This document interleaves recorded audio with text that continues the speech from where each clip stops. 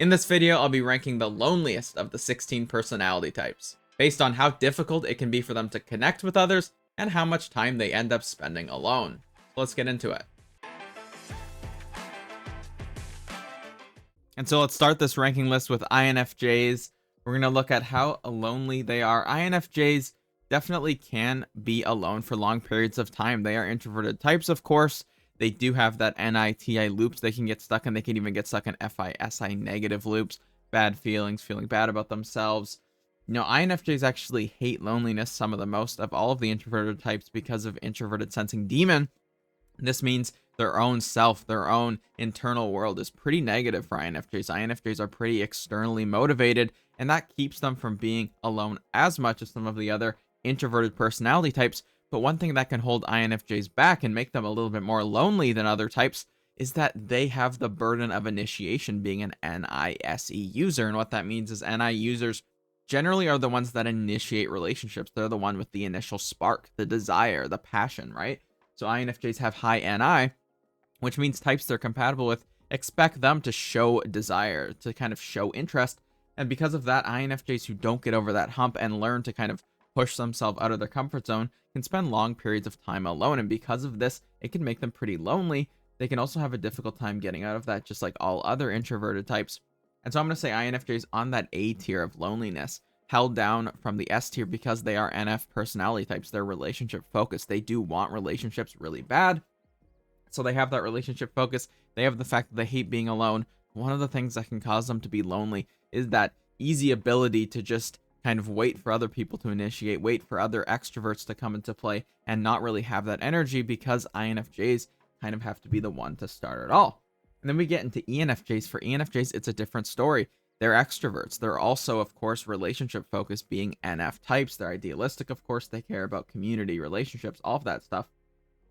They're also very, very good at being able to initiate. Just like INFJs, they have the burden of initiation, but they do this much easier because they're extroverted personality types.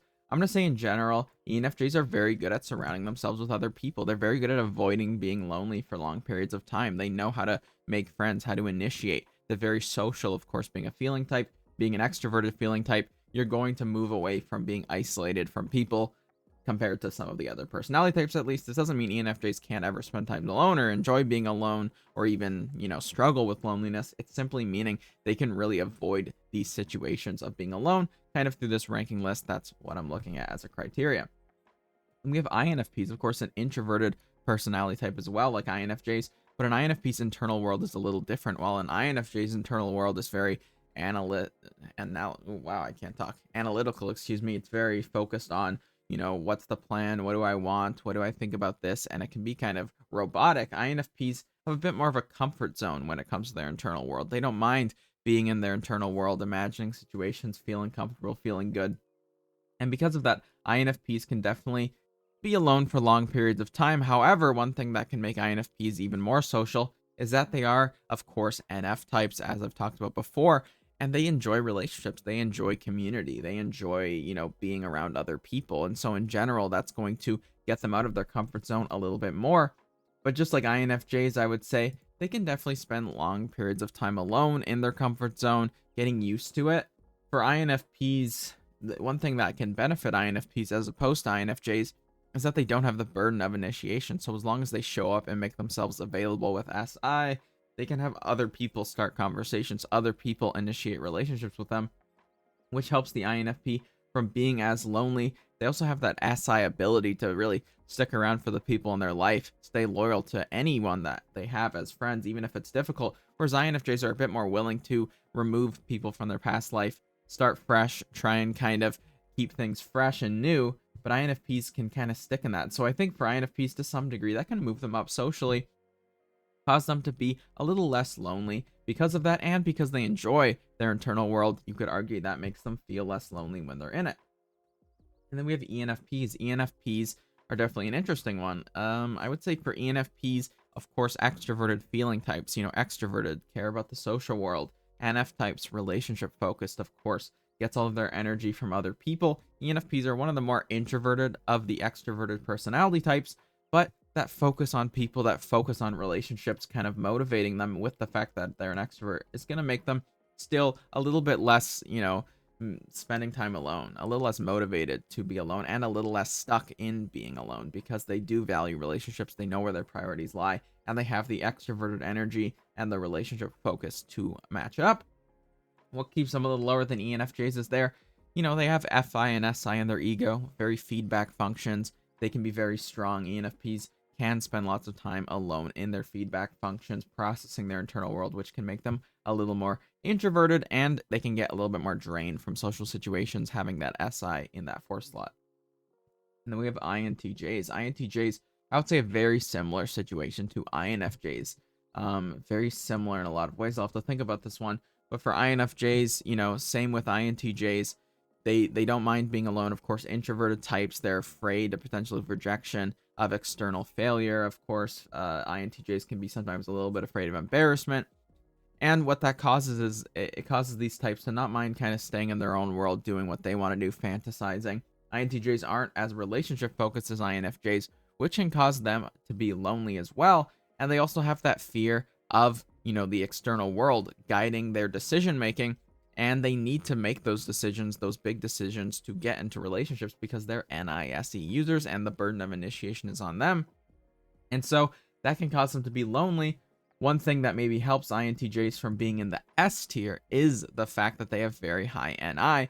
And just like INFJs, they really do want relationships. They really do want things very badly, which can cause them to kind of get out of their comfort zone and go after what they want. INTJ is a little less people focused than INFJs. But one thing INTJs have that INFJs don't have, making this comparison, INFJs can get stuck in a very depressive state with FI critic, which can be a motivator for loneliness and kind of loop there, whereas INTJs can feel a little better about themselves. And while this can cause them to not mind being isolated, it can also help them move on from situations and get out of their internal world. In general, very similar to INFJs. Introverted types, they have that SE, which can make them seem a little bit more extroverted, as they do like the people around them. They like to make memories, share things with other people. But one thing that maybe makes them a little bit, more lonely than other personality types is the fact that they do have that burden of initiation, which can be tough to deal with. Very similar levels for these two types. Then we have ENTJs. ENTJs, of course, extroverts, so that helps. They do have that extroverted energy. They like to get out of their internal world.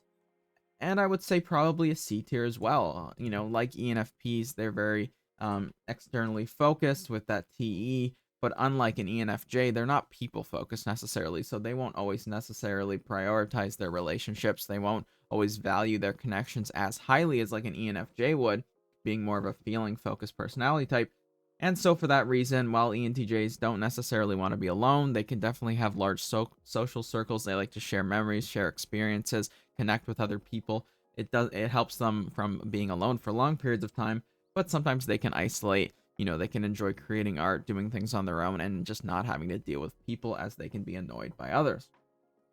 And we have INTPs. INTPs definitely would go until, I would say, like an S tier, very high up.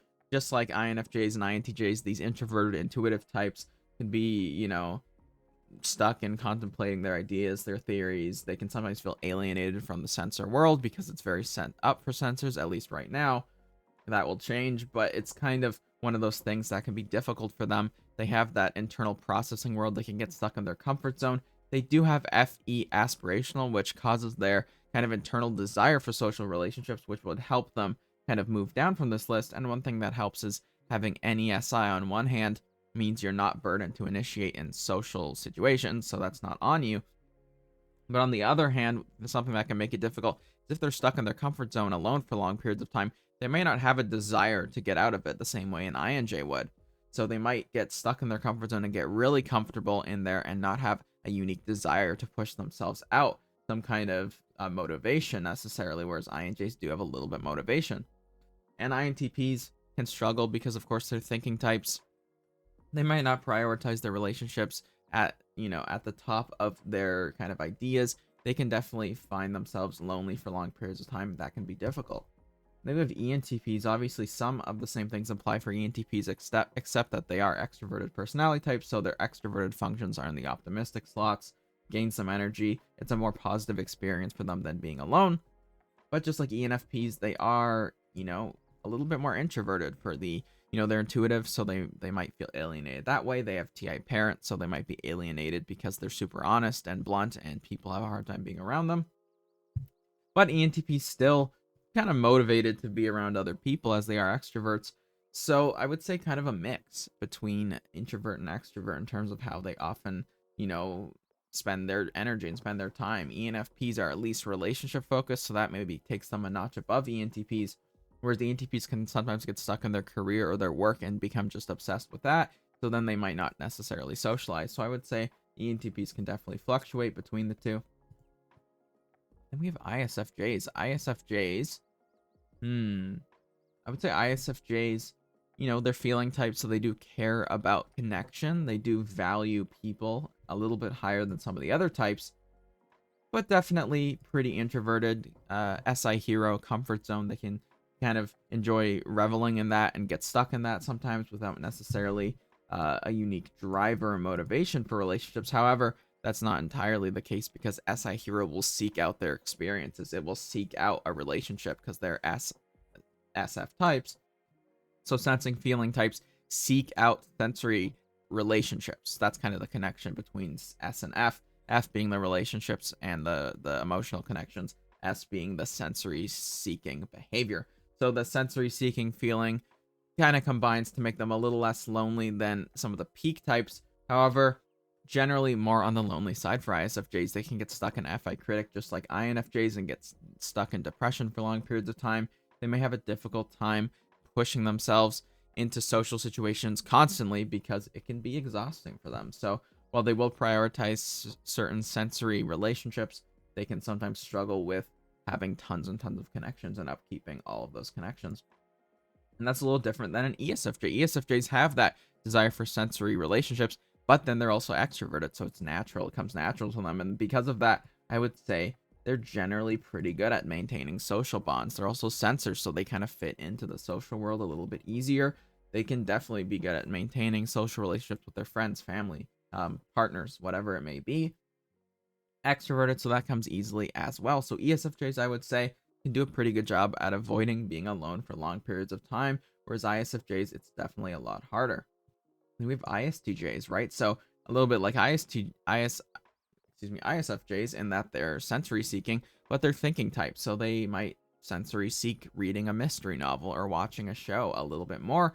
ISTJs do care about intimacy because they're, of course, soul temple and they have SI hero. So they do care about, sensory intimacy in general. But I'm gonna say ISTJs can sometimes struggle if they get into that comfort zone as well, and they're thinking type, so they might not prioritize their relationships. You could argue this is A tier, S tier for different reasons. I think I could probably argue both, but in general, that little notch of difficulty because they aren't necessarily going to push themselves out of their comfort zone. They have optimistic SI, and it can be a struggle when they're thinking focused, so they might not even know to prioritize their relationships, which can cause them to be lonely for long periods of time for those reasons. They can also get comfortable in their positive feelings and experience, where an INJ won't be comfortable alone. So that's kind of a difference right there. INJs, it might be tougher because you have to initiate, but at least you hate being alone, unlike the NESI user introverts. That's kind of a main difference, is that one will enjoy one over the other, but it can be a bit more difficult. ESTJs. ESTJs of the extroverted types are a little bit lower in terms of this, I would say. I don't know, C tier probably would be fair. They're still pretty extroverted. They're focused on their relationships. Although it depends on the ESTJ. If they get really obsessed with their work, with their thinking focus and their efficiency focus and are a boss or something, they can not always prioritize too many relationships. So I think you can mix this between B and C tier. ESTJs can definitely feel some degree of loneliness if they don't open up with their feelings and they don't allow any vulnerability, and then they can actually isolate for a lot of time.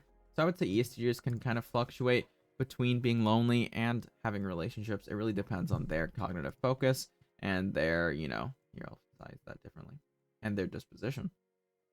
We have ISFPs. ISFPs, feeling focused personality types. While yes, they have NI, which means they have the burden of initiation, their SE, which is connected, is a parent function, makes it a little easier. They're a little less afraid of rejection, just a tad, than INJs, which can slightly lessen the blow.